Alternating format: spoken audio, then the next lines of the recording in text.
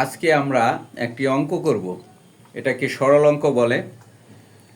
সরল অঙ্কর নিয়ম হচ্ছে প্রথম ভাগের কাজ, তারপর গুণের কাজ, তারপর হচ্ছে যোগ বিয়োগ একসাথে করা যায়। তবে যদি ব্র্যাকেট থাকে সেই ক্ষেত্রে ব্র্যাকেটের মধ্যে ফার্স্ট ব্র্যাকেটের ভাগের কাজ আগে হবে, তারপর ফার্স্ট ব্র্যাকেটের গুণের কাজ, তারপর যোগ বিয়োগ একসাথে।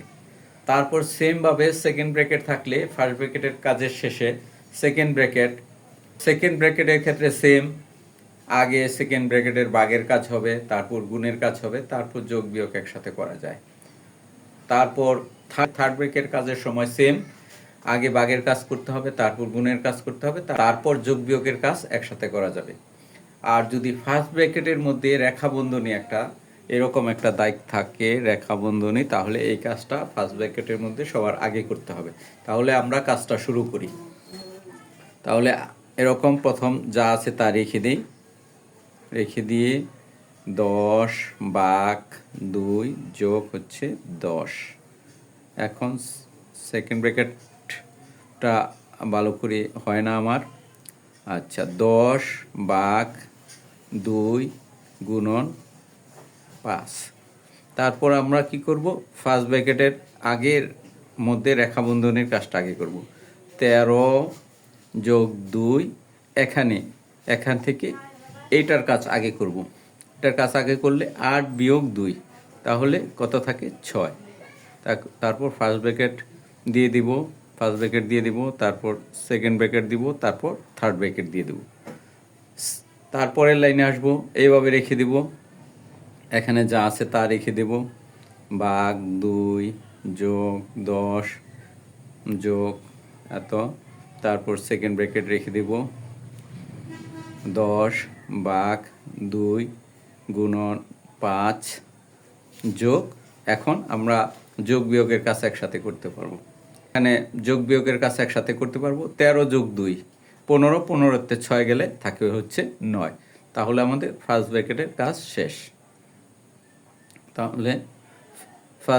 কাজ শেষ। তারপর কি করব, এইভাবে রেখে দিব এটা, 10 ভাগ 2 যোগ।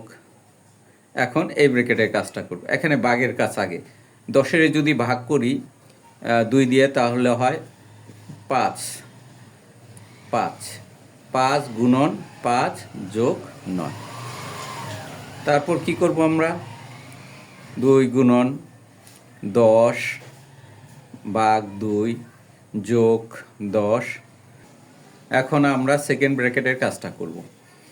এখন আগে যা আছে তাই এভাবে রেখে দিব। তারপর সেকেন্ড ব্র্যাকেটের কাজের এখন গুণের কাজ করব আগে।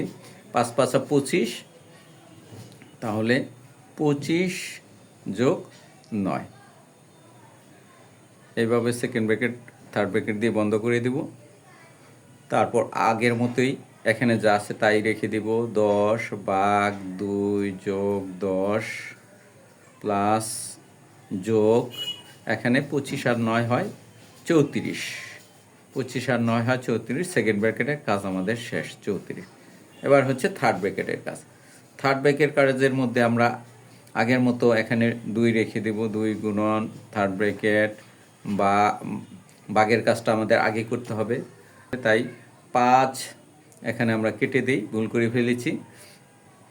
তাহলে আগের মতন রেখে দিই 2, তারপর হচ্ছে থার্ড ব্র্যাকেট দিয়ে দিই, তারপর 10-এর 2 দিয়ে ভাগ করলে হয় 5, সাথে হচ্ছে আগের মতো 10 থাকবে যোগ 34।